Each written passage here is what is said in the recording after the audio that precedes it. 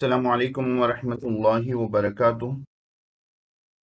عزیز طلبہ و طالبات، آسان اصول حدیث کے دروس میں آپ کا استقبال ہے۔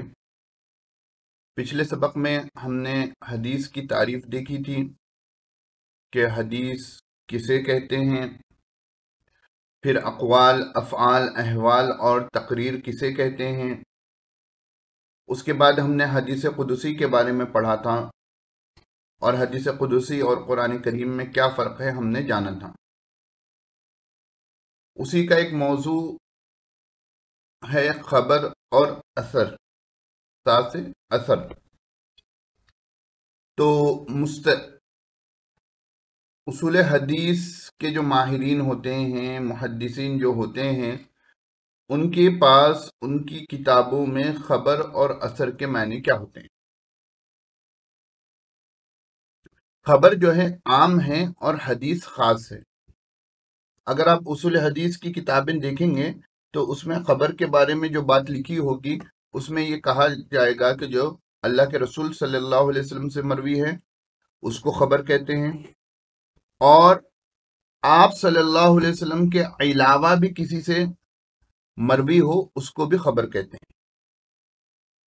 اس لیے آپ نے بہت سی مرتبہ سنا ہوگا اخبار الآحاد۔ اگر آپ حدیث کی تحقیق و تخریج کے کام میں مصروف ہوں تو اخبار الآحاد جو ہے ان احادیث کو کہا جاتا ہے جو ایک ایک لوگ سے مروی ہوں یا خبر واحد ہوں۔ اس کے بعد جو ہے خبر جو ہے یہ عام ہے، نہیں، ہم بھی کہتے ہیں نا خبریں ہیں، اخبار ہے، اسی سے خبر سے۔ حدیث جو ہے خاص ہے، حضور صلی اللہ علیہ وسلم سے ہی مروی ہو تو اس کو حدیث کہتے ہیں۔ دوسری چیز ہے اثر۔ اثر کے لغوی معنی آتے ہیں بچی ہوئی چیز کے۔ اصطلاحاً جو ہے صحابہ اور تابعین کے اقوال اور افعال کے لیے اثر کا لفظ استعمال ہوتا ہے۔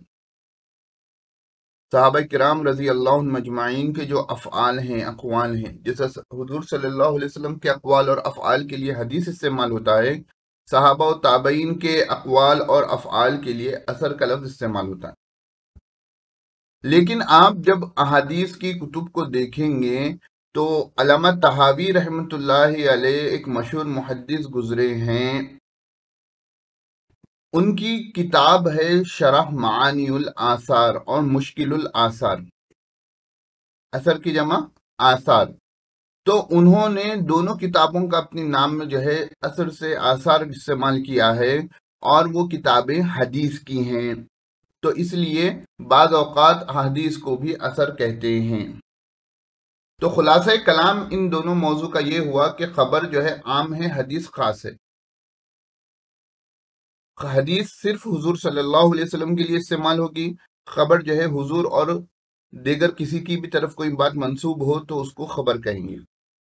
اثر میں جو ہے اثر جو ہے عام طور پر صحابہ اور تابعین کے اقوال اور افعال کے لیے استعمال ہوتا ہے، لیکن کبھی کبھی محدثین اللہ کے رسول صلی اللہ علیہ وسلم کی طرف بھی منسوب کرنے کے لیے اس لفظ کو استعمال کرتے ہیں۔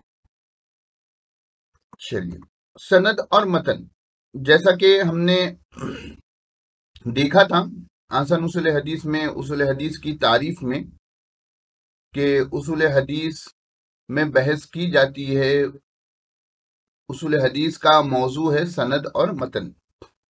تو وہاں میں نے بتایا تھا اور کہا تھا کہ آگے میں آپ کو جو ہے باضابطہ اگزامپل کے ساتھ بتاؤں گا۔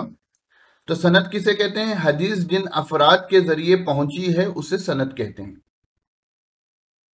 سند کسے کہتے ہیں؟ جن افراد کے ذریعے حدیث پہنچی ہے اسے سند کہتے ہیں، اور حدیث کے الفاظ کو متن کہتے ہیں۔ حدیث کا جو ٹیکسٹ ہوتا ہے اس کو متن کہتے ہیں۔ دیکھیں،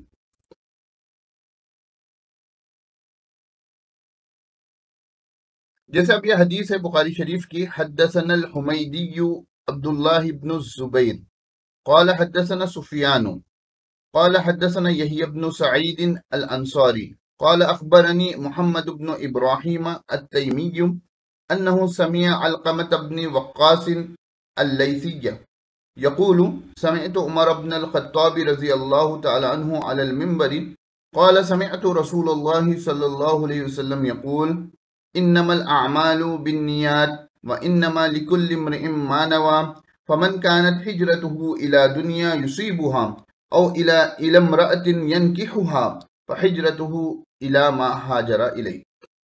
یہ بخاری شریف کی مشہور روایت ہے، آپ لوگ جانتے ہوں گے.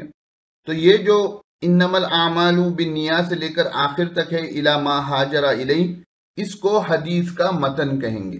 اس کو حدیث کا متن کہیں گے. یہ حدیث کا متن ہے. اور یہ ریڈ کلر سے جو ہائی لائٹ ہے پورا اللہ کے رسول صلی اللہ علیہ وسلم تک، یہ حدیث کی سند ہے. یعنی امام بخاری نے حمیدی سے سنا، انہوں نے سفیان سے سنا، سفیان نے یحییٰ بن سعید انصاری سے سنا، اور وہ محمد بن جو ہے ابراہیم التیمی سے، اور انہوں نے علقمہ بن وقاص اللیثی سے، اور وہ حضرت عمر بن خطاب رضی اللہ تعالیٰ عنہ سے ممبر پر سنے. آپ نے فرمایا کہ میں نے اللہ کے رسول صلی اللہ علیہ وسلم کو یہ فرماتے ہوئے سنا. تو یہ حدیث کی سند ہے. انگلش میں اس کو ورڈ استعمال آج کل ہوتا ہے چین، اور اردو میں بھی سند ہی استعمال ہوتا ہے، اور یہ متن ہے جو حدیث کا ٹیکسٹ ہے. تو امید ہے آپ کو یہاں تک بات سمجھ میں آ گئی ہو. اب آپ کے ذمے ایک کام ہے. یہاں تک جب آپ نے سبق سن لیا ہے تو اب آپ کے ذمے ایک کام ہے. آسان اصول حدیث کتاب لیں، اس میں اس سبق کے بعد سوال اور جواب ہے. پہلی چیز تو جو ہے یہاں تک جو ہے اسباق کو جو ہے کتاب میں کے الفاظ کے ساتھ ایک مرتبہ پڑھ لیں. اور دوسری چیز، یہاں پر کتاب کے میں سوال اور جواب ہیں، آپ بغیر دیکھے کہ ان سوال جواب کو اپنی کاپی میں لکھیں اور اس کی فوٹو لے کر مجھے بھیجیں. ٹھیک ہے، پہلے تو سوال پڑھیں اور جواب ذہن میں لا لیں، سوال پڑھیں جواب ذہن میں لا لیں، یعنی ریمائنڈ کر لیں جواب کو. اس کے بعد ٹائم نکال کر آپ اس کے جوابات لکھیں اور مجھے بھیجیں. لکھنے سے جو ہے انسان کو فائدہ ہوتا ہے، نہیں اس لیے آن لائن لکھنے کے بجائے آپ کو کی بورڈ پر ٹائپ کرنے کی دشواری ہوگی. آپ لکھیں، وہ مجھے بھیجیں. تو کیا ہوگا، آپ کو اگر امتحانات ہوں تو امتحانات میں بھی جوابات لکھنے میں آسانی ہوگی. پھر ملتے ہیں انشاءاللہ اگلے سبق میں. جب تک کے لیے اپنا ہوم ورک مکمل کر لیں. السلام علیکم ورحمۃ اللہ وبرکاتہ.